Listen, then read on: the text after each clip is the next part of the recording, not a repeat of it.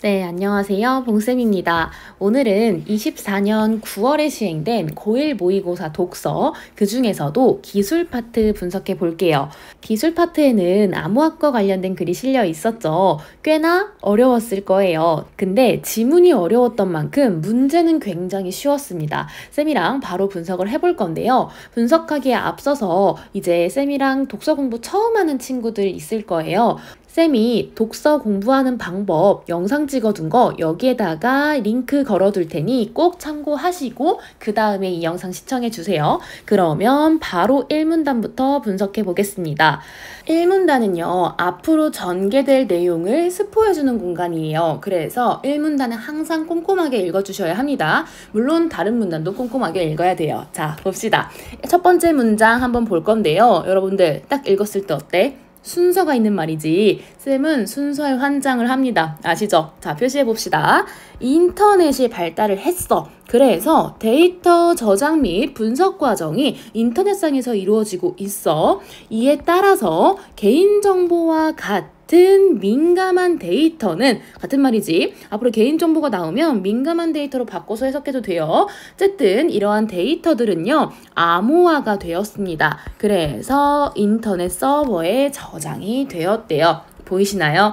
이거 굉장히 중요해서 쌤은 따로 빼서 메모까지 해놨어. 여러분들도 해두세요. 인터넷이 발달했다. 그래서 2번 과정, 3번 과정, 4번 과정 됐을까요? 자, 계속해서 봅시다. 그런데가 나왔습니다. 선생님은요, 이 그런데 아니면 하지만, 그러나 이러한 부사어도 굉장히 좋아해요. 왜? 여기서도 출제가 잘 되거든.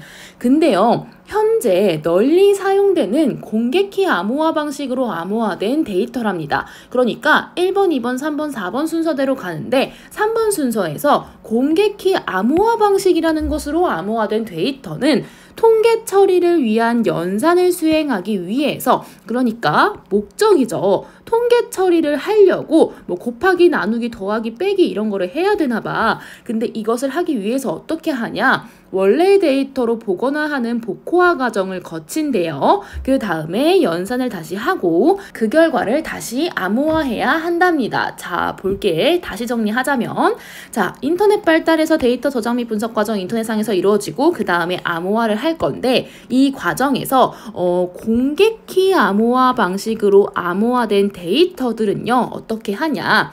복호화를 한대요. 복호화라는 것은 뭐다? 다시 원래 데이터로 바꿔놓는 거. 근데 이걸 한 다음에 연산을 수행하고 그 다음에 다시 암호화를 할 거래요. 무엇을 위해서? 통계 처리를 하기 위해서. 됐죠? 근데 얘네들은요, 이 과정에서 비밀키나 민감한 개인정보가 유출되는 일이 생길 수 있대. 문제가 발생할 수 있답니다. 그래서 어떻게 하냐? 암호화된 데이터를 복호하지 않고 암호화된 상태로 안전하게 연산을 수행할 수 있는 동형 암호라는 게 등장했답니다. 자, 다시 일로 와서 원래는 1, 2, 3, 4번으로 가는데 그 중에서 공개키 암호화 방식으로 된 것은 요렇게 한대요. 근데 얘는 문제가 있을 수 있어서 어떻게 하냐? 바로 연산을 때려버리는 동형 암호라는 것을 이제 만들어낸 거죠. 됐죠? 요렇게 순서가 있습니다. 자, 그래서 1문단의 핵심 내용은 뭐야? 동형 암호의 등장 배경입니다. 됐을까요? 네, 1문단 분석 끝입니다. 그럼 2문단으로 넘어갈 건데 여기다가 적어만 볼게요. 동형 암호의 등장 배경. 됐죠? 그러면 2문단으로 갑시다. 동형암호는 동형성을 기반으로 한대요. 아, 1문단에서 나온 동형암호를 조금 더 자세하게 설명해 줄 건가 봐. 근데 얘네들은 동형성을 기반으로 한대. 자, 기반으로 하는데 밑줄 쳐주세요. 이 말은요, 순서가 있는 말입니다. 기반으로 한다라는 건 얘가 있어야 뒤에 있는 게 나올 수 있다는 거야. 그치? 자매품으로 뭐뭐를 기초로 한다, 뭐뭐를 전제로 한다, 이런 말들이 있습니다. 동형성이라는 게 있어야 동형 암호가 나올 수 있는 거야.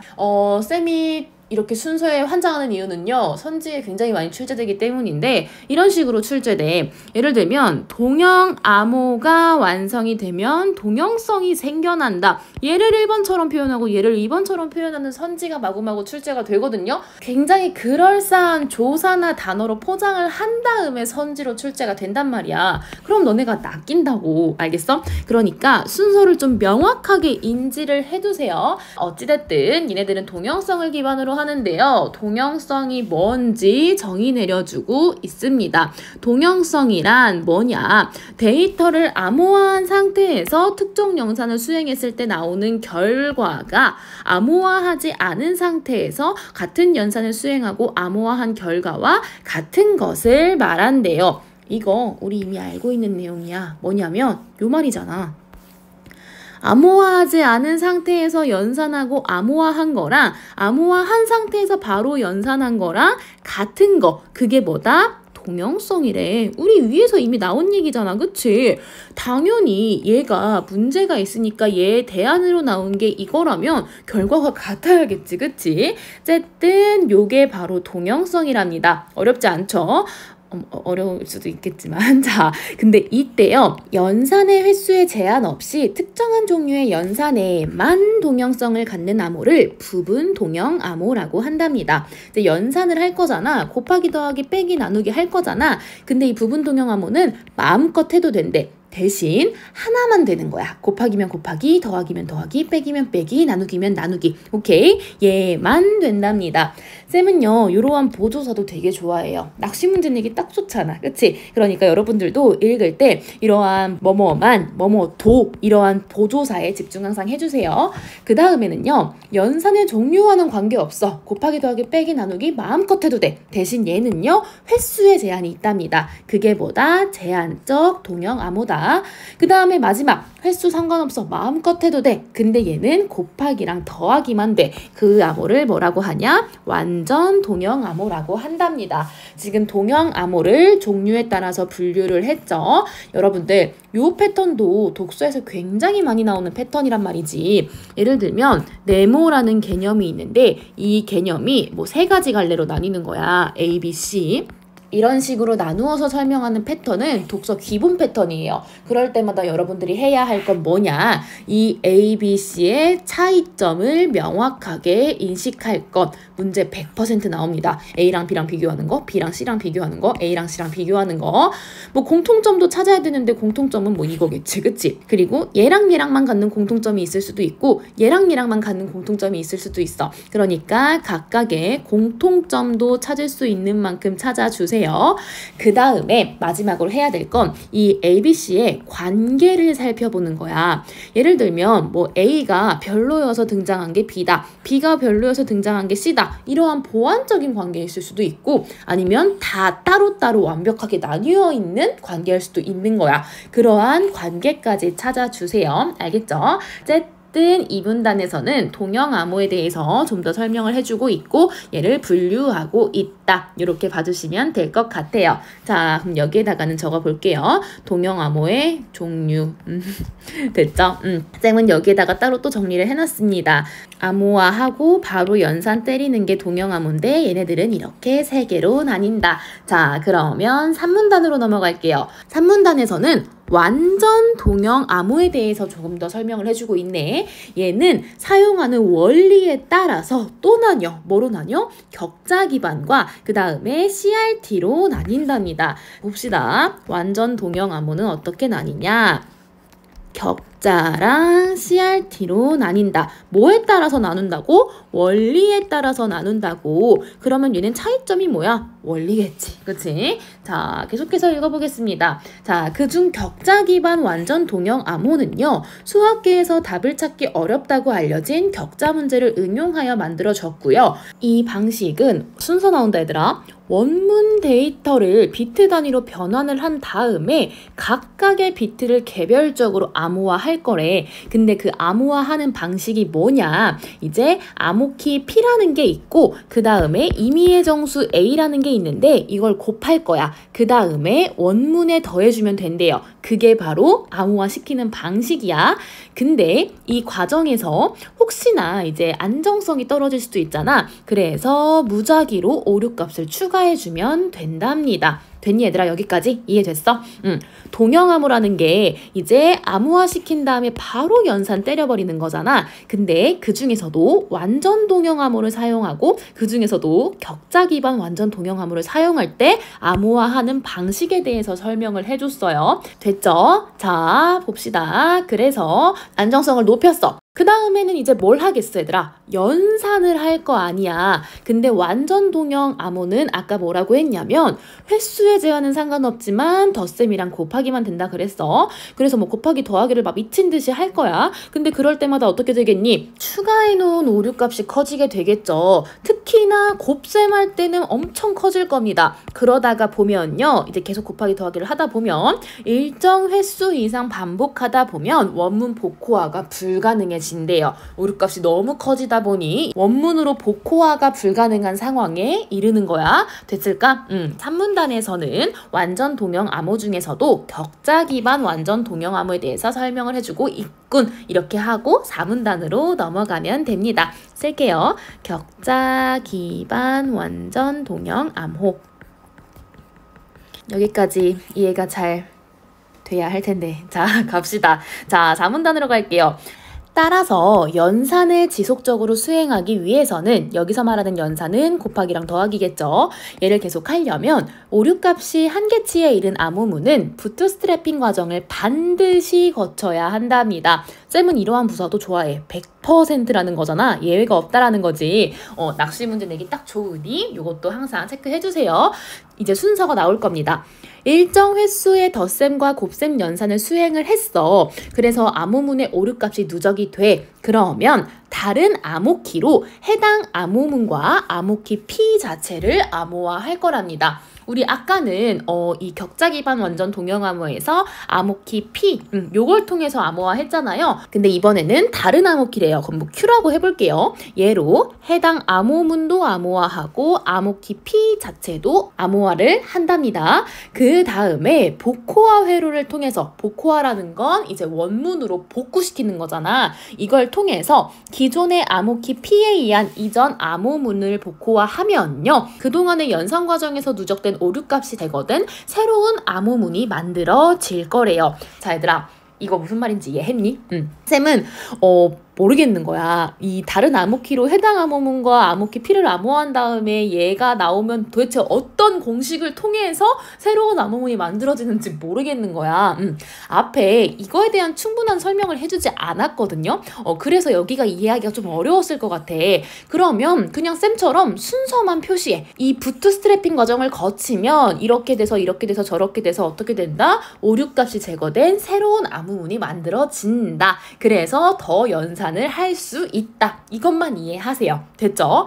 이때 새로운 암호문이 만들어지면서 오류값이 추가가 되겠죠. 왜? 격자 기반 완전 동형 암호는 암호문에다가 뭐 한 거야? 무작위로 오류값을 추가한 거잖아. 그래서 또 추가가 될 거야. 그치만 그 크기가 기존에 누적된 것보다 작아서 적절하게 부트스트래핑 과정을 수행한다면 지속적인 연산이 가능하대요. 또 곱하기 더하기에서 또 오류값 추가되면 또 부트스트래핑 과정 거치면 돼. 그래서 또 오류값 제거하고 다시 곱하기 더하기 하고 하면 된답니다.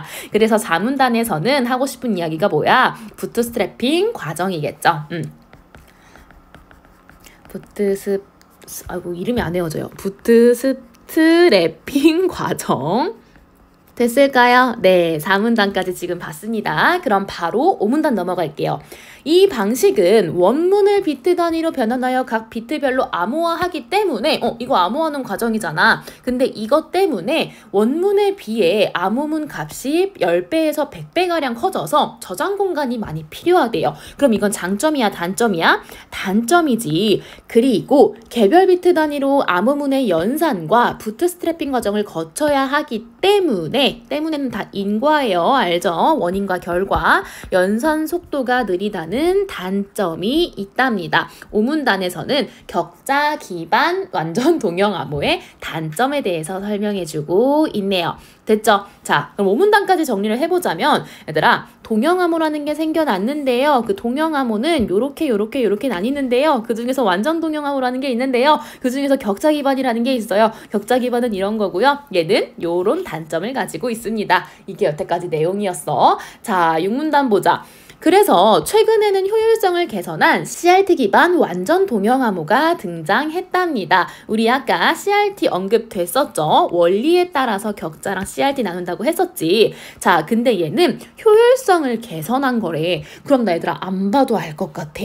얘는 뭔가 저장 공간이 많이 필요 없을 것 같고 연산 속도도 빠를 것 같지 않니? 그치? 네, 읽어볼게요. 맞나 아닌가?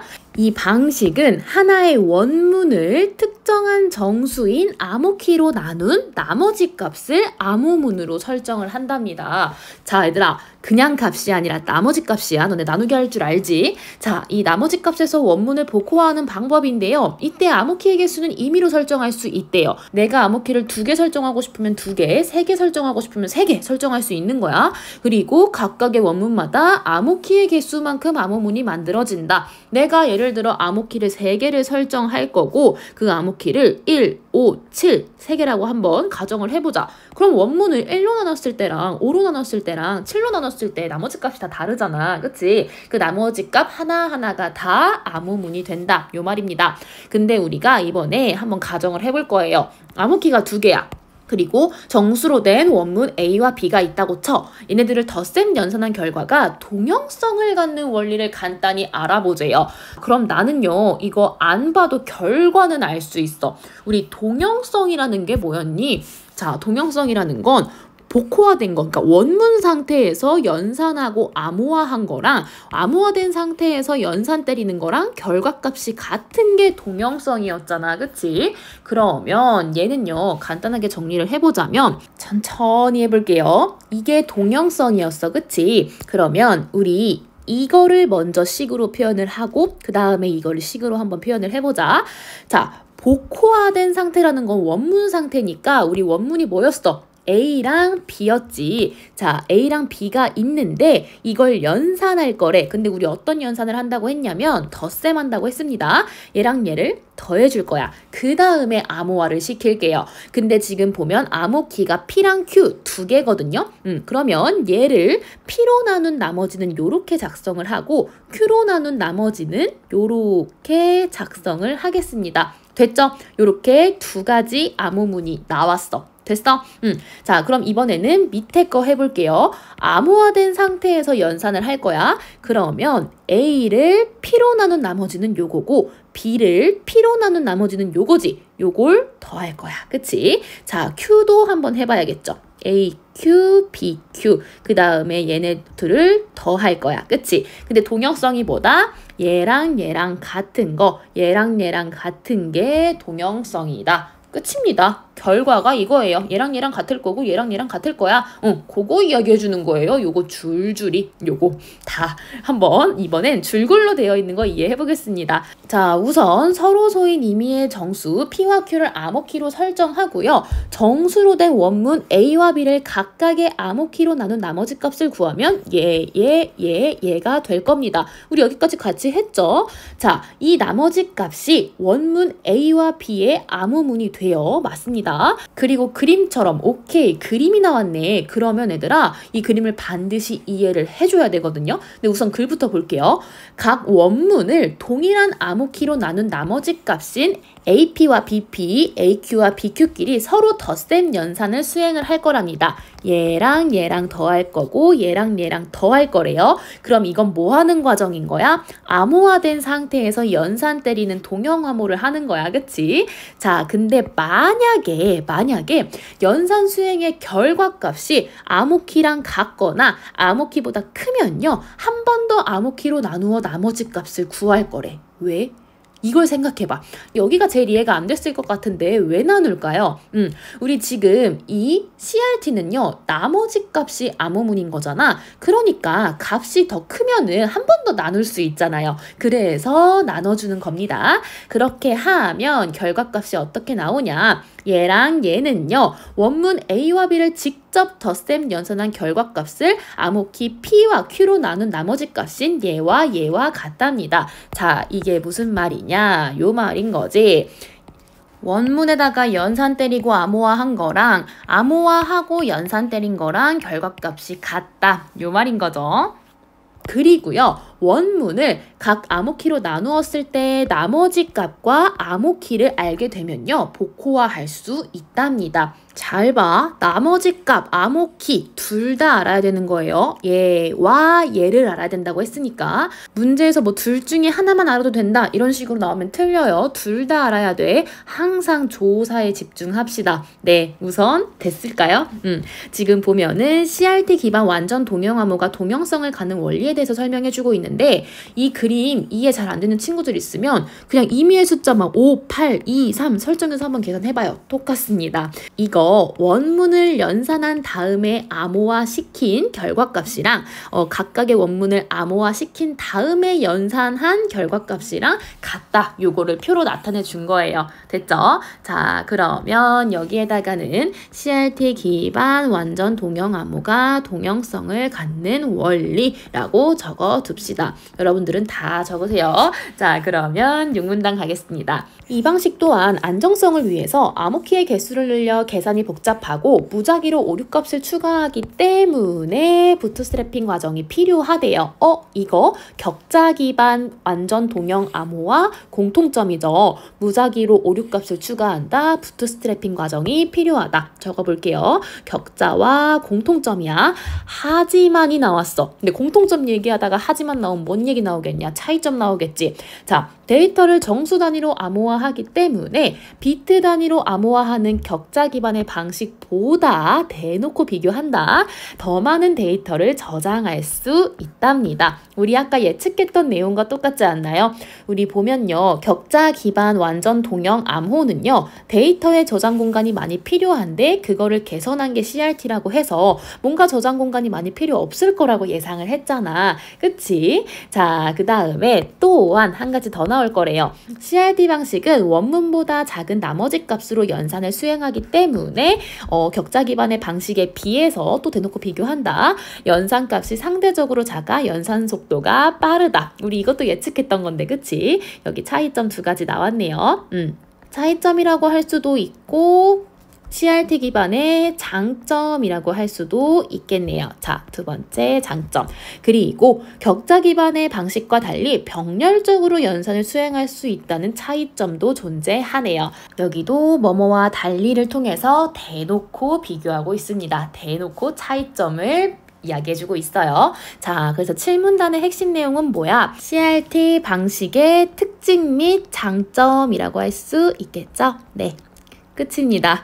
여러분들 7문단까지 오느라 고생 많이 했어요. 자, 요건요. 동형암호 등장 배경 이야기 해주고 동형암호는 이렇게 세 가지로 나뉘는데 그 중에서 완전 동형암호에 대해서 설명을 해줄 거야. 근데 완전 동형암호는 또 두 개로 나뉘거든. 그 두 개 하나하나씩 설명해 줄게 하는 글이었습니다. 끝. 자, 바로 문제 풀고 우리 이제 끝내자. 윗글의 내용과 일치하지 않는 것은 무엇입니까? 정답은 1번입니다. 제한적 동형 암호는 컴퓨터의 특정한 종류의 연산에만 동형성을 갖는다. 자, 특정한 종류의 연산에만 동형성을 갖는 건요. 부분 동형 암호였죠. 제한적 동형 암호가 아니었습니다. 쌤이 아까 분명히 말했어. 어떠한 개념이 ABC로 나뉘면 이거 차이점 분명히 물어본다고 물어봤지. 심지어 꼬지도 않았어. 그냥 본문에 있는 거 복사 붙여넣기 했습니다. 굉장히 쉽다. 요 말입니다. 2, 3, 4, 5번도 본문에 나와 있는 내용 그대로 적혀 있으니 여러분들이 쉽게 찾을 수 있을 거예요. 스스로 한번 찾아보세요. 그 다음에도 못 찾겠으면 질문하십시오. 자, 그 다음에 22번 갈게요. 부트스트래핑에 대해 이해한 내용으로 적절하지 않은 것은 5번입니다. 왜냐하면 지금 요 결과로 생성된 새로운 암호문에는 오류값이 없다. 이게 오답인 이유는 바로 요것 때문인데요. 부트스트래핑 과정에서 새로운 암호문이 만들어지면 오류값이 추가된다고 명시되어 있죠. 그렇기 때문에 5번이 정답입니다. 1번도 볼게요. 부트스트래핑은요, 동일한 암호문을 연산할 때 덧셈보다 곱셈 연산을 많이 수행할수록 더 빨리 시작된다는데, 자, 부트스트래핑 과정은 언제 시작돼요? 암호문의 오류값이 누적되면 시작합니다. 근데 이 오류값은요, 곱셈 연산을 수행할수록 급격하게 커져요. 그러면 덧셈보다 곱셈 연산을 많이 수행할수록 더 빨리 시작되겠죠. 1번 맞는 선지. 자, 2번도 맞아요. 요건 쉽게 찾아볼 수 있을 거고, 3번 부트스트래핑에 사용되는 암호키는 이전 암호화에 사용된 암호키와 다르다.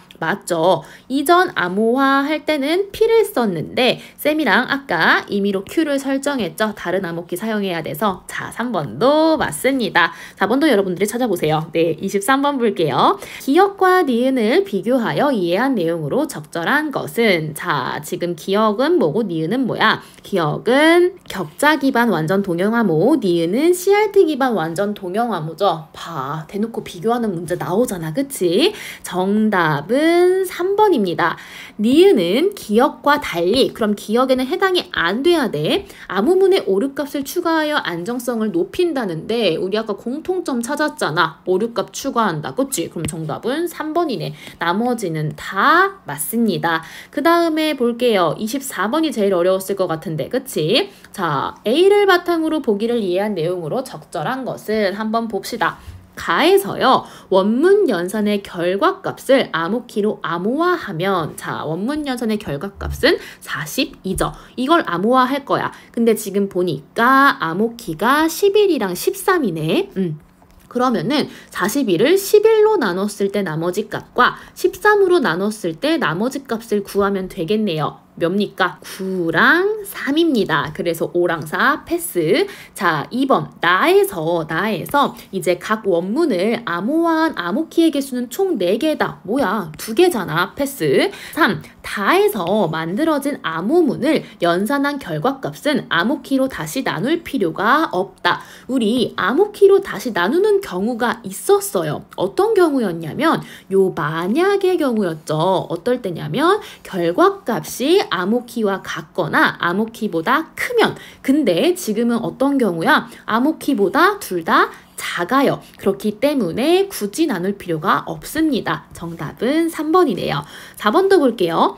라에서 암호키를 알면 나머지 값을 몰라도 원문을 복호화할 수 있다. 우리 원문을 복호화하려면 나머지 값과 암호키 2가지 다 알아야 됩니다. 근데 지금 4번에서는 뭐래? 얘만 알면 된대. 패스. 가나다의 과정을 통해 만들어진 연산의 결과값은 암호문과 달리 정수이다. 암호문도 정수입니다. 자, 그래서 5번도 패스. 정답은 3번입니다. 됐죠? 24번을 가장 어려워하더라고. 근데 난 그렇게 안 어려웠던 것 같은데. 아무튼 자, 25번은요 여러분들, 나 어휘 문제는 안 풀어줄 거야. 다 여러분들이 국어사전에 검색해보고 풀어보세요. 알겠죠? 내가 항상 따라다니면서 이건 무슨 뜻이야 이건 무슨 뜻이야 알려줄 수 없잖아. 단어 같은 경우는 스스로 찾으세요. 됐죠? 정답은 4번입니다. 네, 암호화 끝났습니다. 궁금한 사항 있으면 언제든 물어보세요.